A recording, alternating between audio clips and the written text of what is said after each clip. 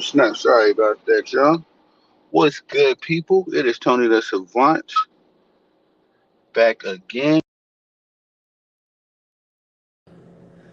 Alrighty. Good morning to everybody. Welcome to the One of One Morning Show, morning sports show. I am your host, Tony the Savant. And we're going to be talking some basketball this morning, ladies and gentlemen. As I got a few hot topics for you. Please forgive the background noise, your boy on the road. But nonetheless, what should we dive into first? Bronny James? Should we get into the Bronny James bag, ladies and gentlemen? Because last night, well, we can say yesterday, we seen Bronny James lay another egg. And I am of the opinion that we need to accept the fact that Bronny James is not going to improve. He is what he is. And people need to start fixing their eyes and their hopes up for one Bryce James. That's who I'm looking forward to seeing play because Bronny is cooked. All right. And I say that, I'm trying to say that as respectfully as I can. Bronny is not good, ladies and gentlemen. He isn't a good NBA basketball player. And you don't have to feel bad for saying that because if Bronny James was anybody except LeBron James' son, we would be calling him trash. Some of us, like myself, are already calling him trash. There's nothing to see. The man went 3 of 14 yesterday, y'all. 8 points, shot 21% from the field, and he had some highlights on defense. I'm trying to be cool with the young man. You know what I'm saying? I'm known for my LeBron James criticism, and so I have really been trying my hardest, my damnness, to like Bronny, give him a chance, etc., etc.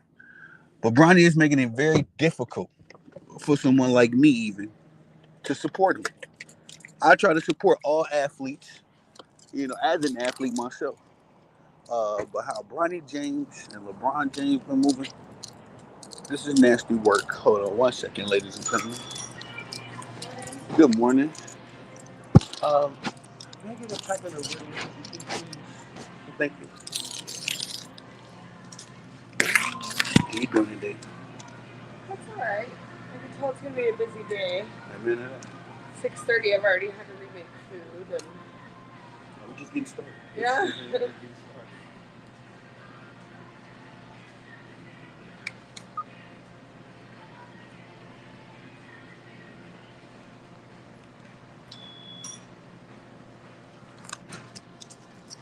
Okay. Okay, you too. Thank you.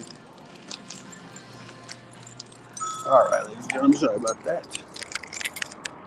But yeah, man, Bronny James is cooked. 3 of 14 from the field, 8 points, 21.4% from the field. He did have what was it, 2 steals. I don't believe he got any blocks this game. But Bronny James, man, I think it's over. And I'm gonna say this, and I'm gonna kind of leave it alone. I don't think Bronny James has the instincts to be an NBA player, and that's ironic to say because he's been around NBA players. His dad is an NBA player all his life. I think Bronny James is a gamer. You know what I mean? That's the feel. That's the vibe I get from him when I'm watching him play basketball. He's a gamer, and ain't nothing wrong with that. That's the generation that we in. These kids love their video games and stuff now. I'm cool with that. You know what I mean? I'm not cool with y'all trying to push a 2K player on us as an NBA player. Like this is where reality got to start setting in.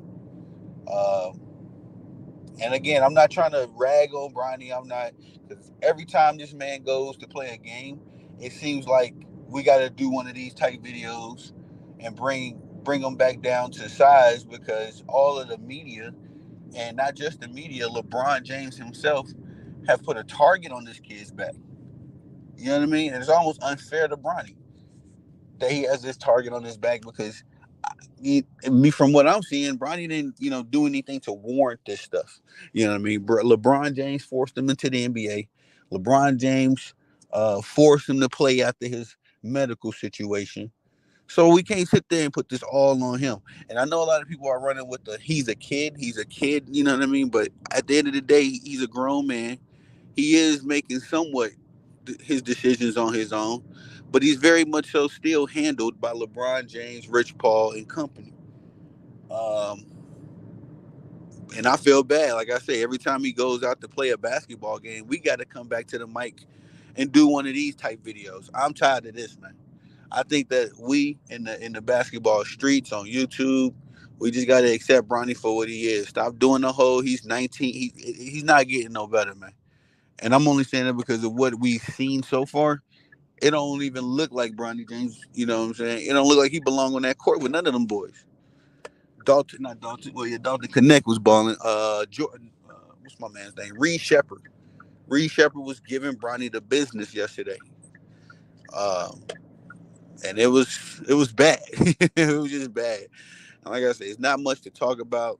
But when it comes to Bronny James, as far as in the positive department, so man, it is what it is. But I think it's a sad, pitiful shame that Dalton Connect is being thoroughly overlooked. The kid went 5 of 11 from threes yesterday. Uh, how much did Dalton have? I think he had 25 points. So 75% of his points, 80% of his points came from the 3-point line. He was doing this thing. He was kind of struggling, you know what I mean, in my opinion. But uh, Dalton seems like the kind of kid that he'll figure it out. He definitely seems like a first round talent. And I'm not worried about him at all. But nobody's talking about him. Nobody's talking about his 20-point game, and what I think he had 25. Nobody's talking about his 25-point game. His contributions, or what his role on the team could possibly be as the 17th overall pick. And let me say as well, uh, sorry guys, I'm looking at this message. I gotta quit. I'm gonna turn off my messages when I'm doing my shows, man, because I get distracted easily. But I just feel like Dalton Connect, they treating him like he the second round pick and treating Bronny like he the first round pick. It's crazy work to me. It is very crazy to me what's going on, honestly.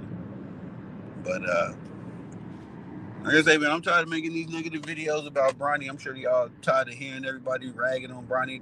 As far as you sexuals go, that's how y'all would describe what's going on with Bronny right now anyway. So it is what it is. I do want to say shame on everybody for not covering this Zachary Rishisher and Alex Sarr game as the NBA's 2024 number one and number two draft picks dueled yesterday, and it was a good game. It was a very good game. Alex Sarr showed a lot of his defensive prowess, as that's what I was very high on, as far as him coming out in the draft. Zachary Reisher, that kid is the truth. Definitely like a number one pick yesterday. And I'm not trying to put too much weight on these performances, y'all. I know we talked about this before. I'm not trying to put too much weight on these performances because it is Summer League. Summer League is essentially, a level below G League almost. You know, some people compare G League and Summer League. They say it's pretty much the same thing. One second.